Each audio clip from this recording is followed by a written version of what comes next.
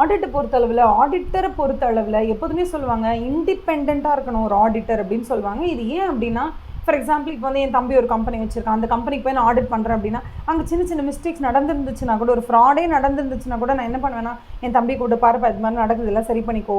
Audit ரிப்போர்ட்டில் யாராவது வந்து பேட் ரிப்போர்ட் கொடுத்துட்டாங்கன்னா உன் கம்பெனி தான் கெட்ட பேர் அப்படின்னு சொல்லி நான் அவனை கூப்பிட்டு வச்சு அட்வைஸாக பண்ண ட்ரை பண்ணுவேனே தவிர, அங்கே போய்ட்டு this companies financial statements are not true அப்படிலாம் நம்ம சொல்ல முடியாதுல்ல.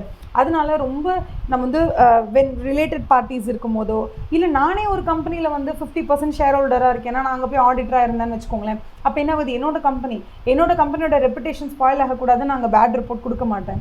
ஸோ அந்த மாதிரி ஒரு ஆடிட்டரை நீங்கள் கூப்பிட்டு ஒரு கம்பெனிக்கு ஆடிட்டராக அப்பாயிண்ட் பண்ணுறீங்கன்னா, make sure there is no strings attached.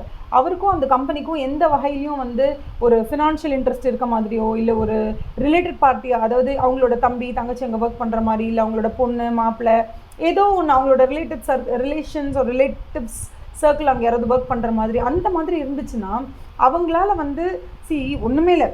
இப்போ எனக்கு ரொம்ப தெரிஞ்ச ஸ்டூடெண்ட்டுன்னு வைங்களேன், அவங்க வீட்டில் அவங்க அப்பாவுக்கு ஏதோ சண்டை, தேர் கோயிங் ஆன் லைக் அந்த டிவோர்ஸ் ப்ராசஸ் போயிட்டுருக்கு. அதுக்கு நடுவில் அவள் ரொம்ப அப்படியே she's in a very frustrated mode, இல்லை வீட்டில் ரொம்ப ஃபினான்ஷியல் க்ரைசிஸ் ஏதோ ஒன்று நடக்குதுன்னு வச்சுக்கோங்களேன். என்னோட ரொம்ப தெரிஞ்ச ஸ்டூடெண்ட் வீட்டில் அந்த ஸ்டூடெண்ட் வந்து காலை 7 மணிக்கு எனக்கு ஃபோன் பண்ணி அழுதுட்டு ஃபோனை வச்சிருக்கா. நான் சொன்னேன் பரவாயில்ல, கிளாஸ்லாம் நீ கட் பண்ணக்கூடாது, நீ கண்டிப்பாக கிளாஸ்க்கு வந்து உட்காரு, எதனால நம்ம பார்த்துக்கலாம், நான் சொல்கிறேன்னு வைங்க. அந்த பொண்ணு கிளாஸ்க்கு வர லேட்டாக வர, ஒரு ½ hour லேட்டாக வர. அவட்ட போய் நான் கேட்க முடியுமா ஏன் லேட்டுன்னு? ஏன்னா எனக்கு தான் தெரியுமே, எனக்கு அவர் ரிலேட்டட், எனக்கு தெரியும் what she is going through. நான் போய் அவங்களை கேட்க முடியுமா ஏன் லேட்டாக வரக்கூட சொல்ல முடியுமா? இதுவே எனக்கு எந்த சம்மந்தமுமே இல்லாத ஒரு ஸ்டூடெண்ட் கிளாஸ்க்கு வராங்க. அவங்க வந்து லேட்டாக வரதுக்கான காரணம் நிஜமாக அவங்க வீட்டில் ஒரு ஃபினான்ஷியல் க்ரைசிஸாக இருக்கலாம், அவங்க அப்பா உடம்பு சொல்லி ஏதோ ஒன்று இருக்கலாம். பட் என் கிளாஸ்க்கு வரும்போது எனக்கு அவங்களுக்கு சம்மந்தமே இல்லைன்றதுனால நான் இதை பற்றி யோசிக்க மாட்டேன். நான் என்ன கேட்பேன், ஏன் late, why you late, don't be late to class, come and sit அப்படி சொல்லிட்டு முடிச்சிருவேன்ல. அப்போ அவங்க என்ன சொல்கிறாங்கன்னா, தப்பு செய்கிறவனுக்கு பின்னாடி 1008 ஜஸ்டிஃபிகேஷன் இருக்கும். அதெல்லாம் ஆடிட்டர் பார்த்துட்டு உட்காந்துருந்தாருன்னா அவரால் வந்து ஒரு அப்ஜெக்டிவாக கிளியர் கட்டாக ஒரு ஒப்பீனியன் கொடுக்க முடியாது. ஸோ ஒரு ஆடிட் ரிப்போர்ட், ஒரு ஆடிட் ஒப்பீனியன் கொடுக்குற ஆடிட்டர் எப்போதுமே எப்படி இருக்கணும்னா, அந்த பக்கம் இருக்கிறவன் அவனோட சிச்சுவேஷன், அவனோட ஜஸ்டிஃபிகேஷன், அவனுடைய கூற்று இவன் நம்ம ஆடிட்டர் கேட்கணும் அவசியமே இல்லை. ஆடிட்டர் பொறுத்த வரைக்கும் சரினா சரி, தப்புனா தப்பு, அவ்வளோதான்.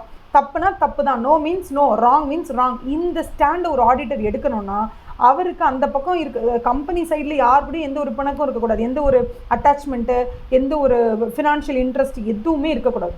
அப்படிப்பட்ட ஒரு ஆடிட்டரால் தான் இண்டிபெண்ட்டாக எந்த ஒரு இன்ஃப்ளூயன்ஸும் இல்லாமல், யாருக்கும் சப்பார்டினேட்டாக இல்லாமல், யாருடைய இன்ஃப்ளூயன்ஸ்கிலையும் அவர் இல்லாமல் கரெக்டுனா கரெக்டு, தப்புனா தப்புன்னு அவரால் சொல்ல முடியும். அதனால் எப்போதுமே எல்லா கம்பெனிஸ்க்குமே மேண்டேட்ரியாகவே இண்டிபெண்ட்டான, அந்த கம்பெனிக்கும் அவருக்கும் கொஞ்சம் கூட சம்மந்தமே இல்லாத, அந்த கம்பெனியில் அவர் எம்ப்ளாயியாக இருக்கக்கூடாது, அந்த கம்பெனிக்கும் அவருக்கும் எந்த வகையிலும் தொடர்பு இல்லாத ஒரு பர்சனை தான் ஆடிட்டர் அப்பாயிண்ட் பண்ணணும்னு கம்பெனிஸ் ஆக்ட் ஆகட்டும், ஸ்டாண்டர்ட்ஸ் ஆன் ஆடிட்டிங் ஆகட்டும், எல்லாருமே மேண்டேட் பண்ணுறது என்னென்னா, த auditor should be external, he should not be internal.